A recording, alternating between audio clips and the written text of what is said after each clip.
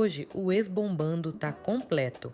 Teve empurrão em churrasco, condenação que não dá pra ignorar e revolta com a justiça. Enquanto isso, a internet decide tudo em 30 segundos.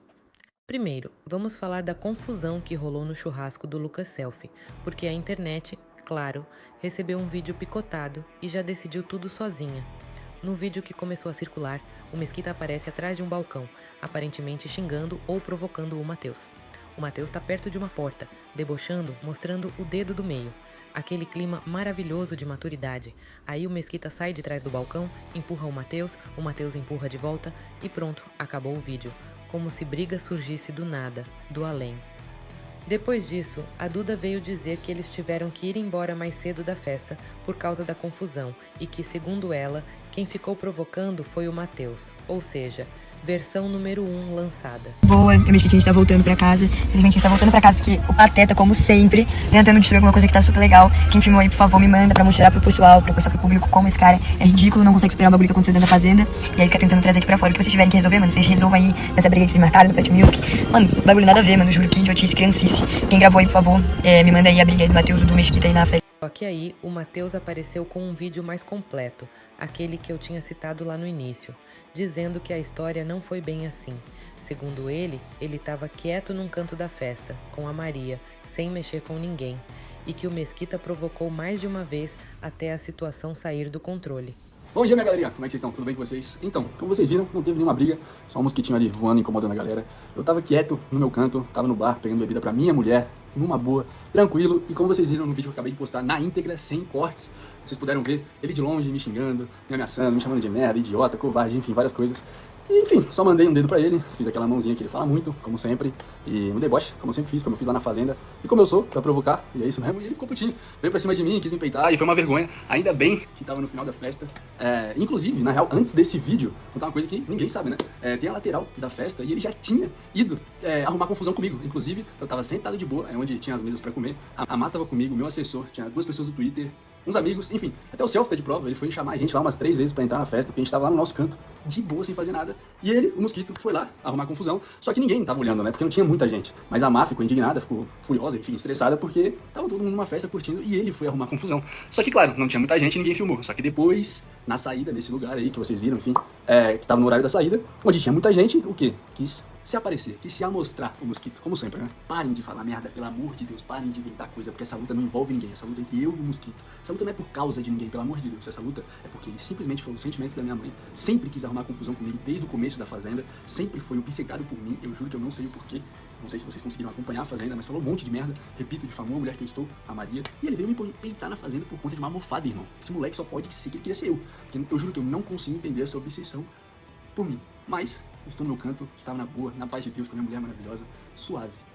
E a fazenda já terminou, né, meus amigos? Então não precisa inventar mais história, entendeu? Acabou, tá cada um pro seu lado, graças a Deus, seguindo a sua vida. Mas, se quiser arrumar problema comigo, eu vou ter que responder. E para fechar esse capítulo, o próprio Lucas Selfie confirmou que a confusão aconteceu no final da festa, não no meio. Inclusive, ele falou que se isso tivesse rolado antes, os seguranças teriam tirado os 2 de lá. Como foi no final, ficou por isso mesmo. Só pra resumir esse assunto, não existiu treta de nada. Aquilo foi bem no final, tá todo mundo indo embora já. Eu não sei se um provocou o outro, enfim, eles foram se encarar lá, mas assim, não foi nada. E a ordem que tem, assim como essa festa, pra equipe, pra segurança, todo mundo, qualquer princípio de confusão, bota pra fora. Então assim, se tivesse rolado alguma briga, eles não estariam lá. Então assim, foi na hora de ir embora, alguma coisa assim. Mas foi muito isso aqui, perto do que foi a festa.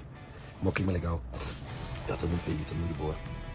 Eu, inclusive, várias vezes fui puxar o Matheus e a Maria lá fora pra tomar shot, pra zoar, porque eles estavam bem quietinhos assim na deles. Ou seja, vídeo curto, versões diferentes e a internet tentando decidir quem tá certo com base em poucos segundos.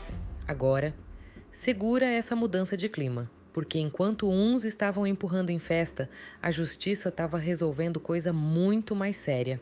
Segundo informações divulgadas pelo Gabriel Perlini, o Felipe Prior foi condenado por violência sexual.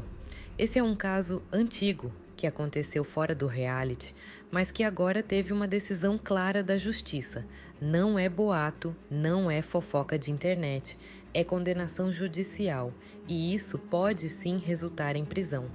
Esse assunto voltou com força porque, na época do BBB, mesmo com denúncias já sendo comentadas, muita gente preferiu ignorar isso e tratar tudo como entretenimento. E agora, com a condenação, o cenário muda completamente. Quem também comentou o caso foi a Gisele Bicalho, que participou da mesma edição do Prior. Ela se posicionou, deixando claro que fala como advogada, não como colega de reality. Disse que naquela época muita gente vendou os olhos para a gravidade do que estava sendo denunciado, porque ele era querido pelo público e que isso não pode acontecer quando se trata de um crime desse tipo. Abre uma aspas aqui para deixar claro que eu estou falando como uma advogada criminalista e não uma rival dele do jogo, que aconteceu lá em 2020 e espero que todos já tenham superado, né? Porque agora, em janeiro, já faz 6 anos disso. O jornalista Perline soltou a matéria dizendo que o STJ não recebeu o recurso da defesa do Felipe Prior. Vamos lá. Ele foi condenado em primeira instância, recorreu, foi condenado novamente em segunda instância, e quando chegou lá no STJ, eles não receberam recurso. Ou seja, pode aí vir uma prisão em breve. Mas o que eu tenho pra dizer pra vocês é que essa menina foi violentada lá em 2014, já tem mais de 10 anos. Quando ela viu ele dentro do programa em 2020, ela ficou desesperada, reviveu aquilo e serviu como gatilho pra ela, ela teve força de denunciá-lo. Muitos machistas por aí falaram que ela queria mídia, que ela queria fama, que ela queria aparecer. O nome dessa vítima nunca foi divulgado, ela não se tornou uma influenciadora, ninguém sabe quem é essa menina. Eu tive a oportunidade de entrevistar a advogada dela, uma excelente criminalista, onde ela contou nessa entrevista algumas coisas sobre o fato. E assim, foi um dos relatos mais tristes que eu vi na minha vida. A menina, a vítima, teve a sua vulva lacerada, rasgada. Vocês têm ideia do que é isso? Da dor disso? Da violação que é isso? Isso tudo depois que ela disse não, eu não quero continuar ficando com você. Me deixa em casa. E ele fez isso. Bom, deixa de lembrar. Enfim. E depois dessa menina, mais 3 meninas vieram e denunciaram esse mesmo homem pelo mesmo crime. 4 fatos diferentes, 4 meninas diferentes, 4 que foram denunciar. A gente espera que não tenha mais nenhuma vítima. Mas foram muitas vítimas. Será por quê? A justiça tardou, mas não falhou nesse caso. Mas foram muitos anos de espera por uma justiça. E ele, respondeu todo o processo em liberdade. E ainda tem outros processos que ele está respondendo. E agora eu, como mulher, espero que a justiça seja feita. E ele pague por tudo aquilo que ele fez, por essa dor que essa menina nunca vai esquecer. E se alguém tiver alguma dúvida, comenta aqui que eu respondo. Mudando de novo de assunto, mas continuando no combo confusão mais justiça, vamos falar do Rico Melquiades. O Rico usou as redes sociais para falar de um caso pesado envolvendo a família dele. Segundo ele, um familiar agrediu a tia e a avó dele, que é idosa. Teve polícia, prisão em flagrante, e foi aí que o Rico começou a criticar o sistema, principalmente a forma como tudo aconteceu antes da audiência de custódia. Ele apareceu muito abalado, muito revoltado, questionando a justiça e dizendo que não aceitava a forma como o caso estava sendo conduzido.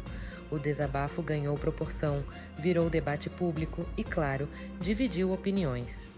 O ex-companheiro da minha tia, que tentou ter a vida dela e agrediu minha avó, acaba de ser solto em menos de 24 horas. Esse é o Brasil que a gente vive.